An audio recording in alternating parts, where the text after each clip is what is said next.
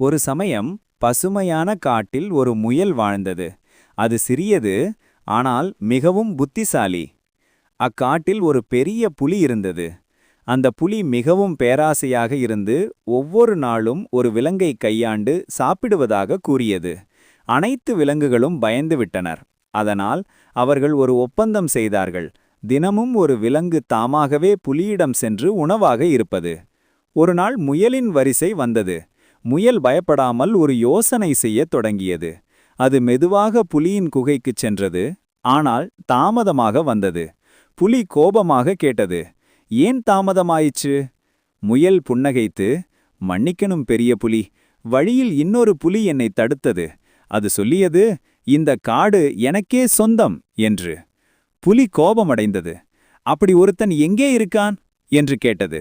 முயல் அவனை ஒரு கிணற்றுக்கு கொண்டு சென்றது. கிணற்றில் தண்ணீர் ஆழமாக இருந்தது.